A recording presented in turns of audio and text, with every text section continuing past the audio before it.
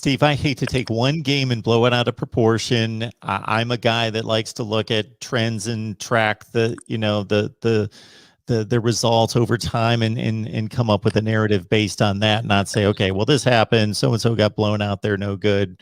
The conference is no good, whatever. But we saw an intriguing matchup in regards to what's going to happen, of course, with SEC expansion, with Texas going to Arkansas. Yeah. I believe our 20 media members in Patreon, that the two of us were the only ones that liked Arkansas to not only cover, but win the game.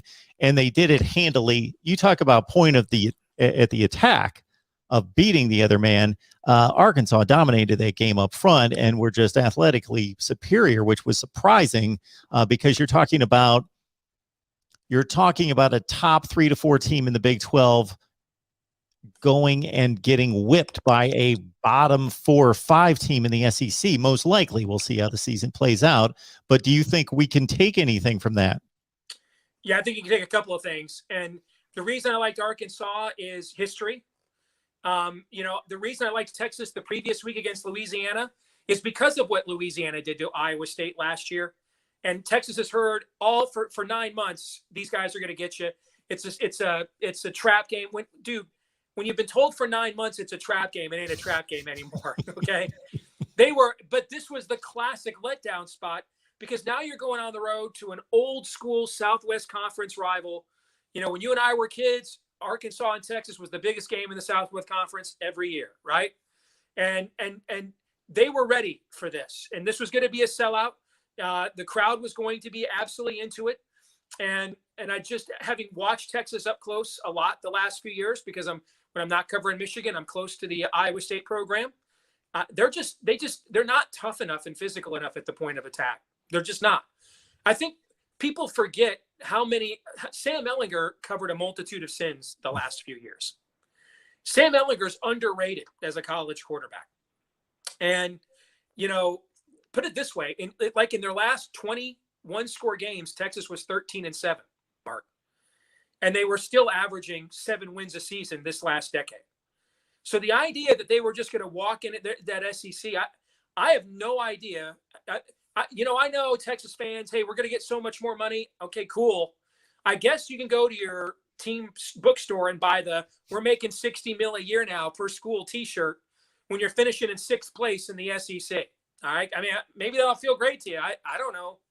I don't understand. I kind of would rather make $40 million and finish 1st or 2nd every year than make 60 or 70 million and finish 5th or 6th as a fan. Exactly. Unless I'm missing something, those individuals don't get any revenue share from that. I don't believe. Yeah. And we're not talking about Baylor. Dude, Texas's track facilities are better than Iowa State's football facilities, for goodness sakes.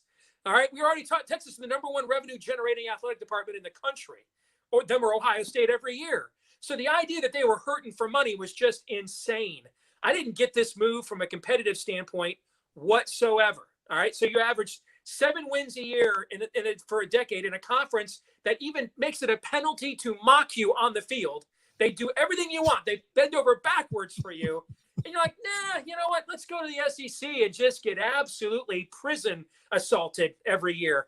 Well done. I mean, I don't get that decision. And I thought that was a classic letdown spot. I also didn't trust freshman quarterback on the road.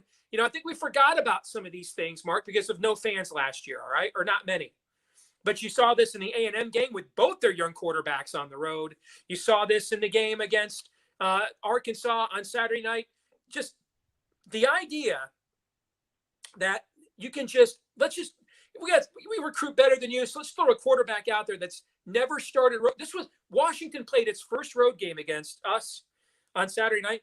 It was that program's first road game in 658 days. They didn't play any road games last year because of COVID suspensions. It's not easy, right, for guys that have never faced this before to go out there and face this monstrous, drunk, boisterous, in-your-grill crowd. All right, that's why what Oregon did is even more impressive, actually. It is not easy to do that if you have never done it or faced it before. And so I also didn't think the Sark hire. I don't know why he's tell me why he's an upgrade over Tom Herman. Can you explain that to me? So he knows, hey, when Ohio State puts a linebacker on the Heisman Trophy receiver, throw the ball to him. That's brilliant. I mean, goodness, I couldn't have figured that out on my NCAA football 13. You're right. Hey, when the linebacker's on the fast guy, when the slow white guy's on the fast wide receiver, throw it to the fast wide receiver. It takes a genius to come up with that. I didn't understand the hire. I don't understand the decision. Texas it's a weird program in that it has everything and it's still not content to accept it. Texas is a program that refuses to take yes for an answer. They don't want to take the W. And now, they'll be taking more L's when they go to the SEC here soon. I made the same point about Sark's hiring at Texas, just considering that his predecessors and his successors at both Washington and USC performed better than he did. Yeah. And unless he's, the magic fairy dust from Nick Saban is rubbed off on him, otherwise I didn't get the hire for a school that was, so quick to let Tom Herman go. They're going to play Texas A&M every year.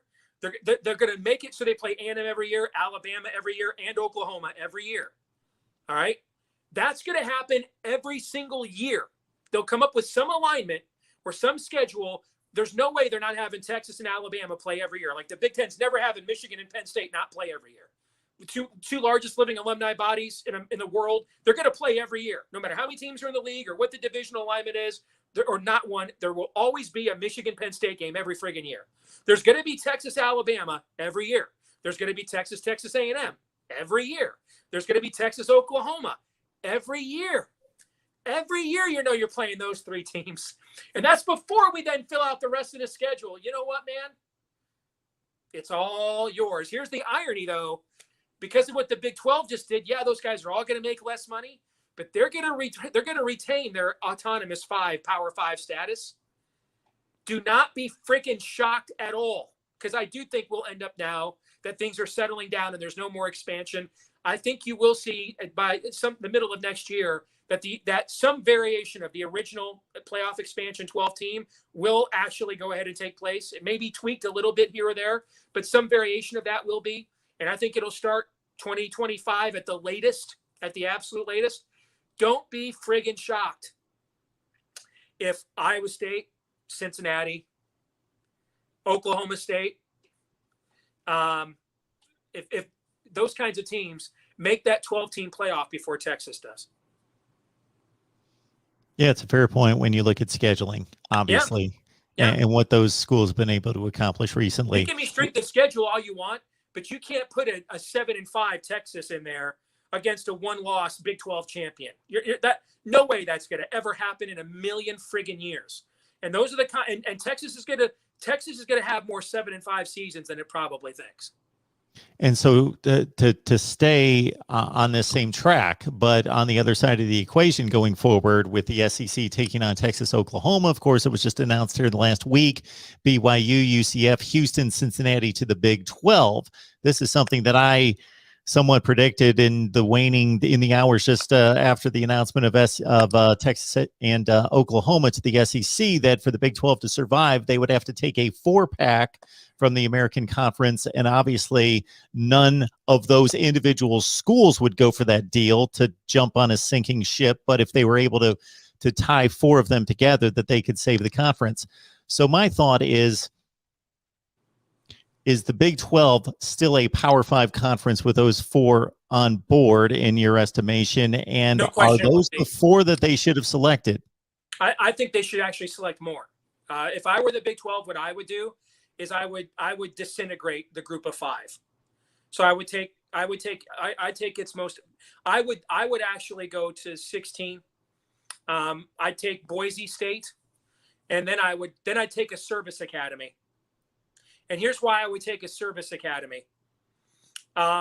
Because I want political protection.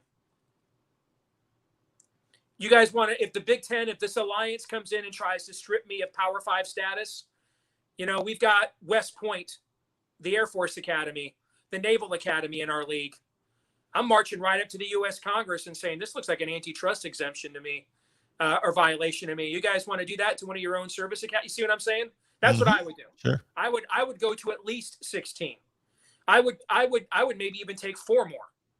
And what I would force the group of 5 to do is basically relegate itself, that the overall talent level or the overall prestige level there, that they're better off just kind of playing like a wholly separate division amongst themselves. That there is no American anymore, Mountain West anymore. That's what I would do if I was the Big 12. I would drain the vein of the group of five. Boise State, a service academy. I'd look at San Diego State to get into Southern California from a recruiting standpoint, and one more, and I might add four more, and then really make it so that the group of five isn't another set of conferences. It's really its own relegation, its own thing, so that they can't that I now have completely drained that next level of its most valuable assets. Now they've basically taken on 4 mid-level Power 5 type programs, so they haven't upgraded to any type of replacement for elite teams to take on the other 4 leagues. Monster basketball league, Mark. Don't forget that.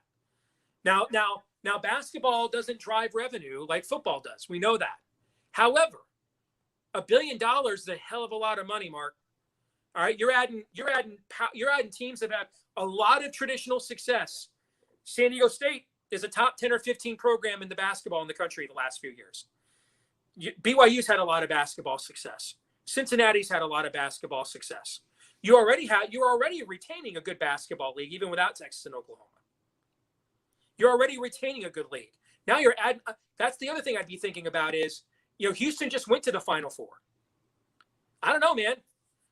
If we're not gonna compete for the national championship in football every year, I wouldn't mind if the consolation prize is let's split up that that as much of that $1 billion in the NCAA tournament every year amongst ourselves as we can. That ain't a bad consolation prize, brother. That's a lot of money too.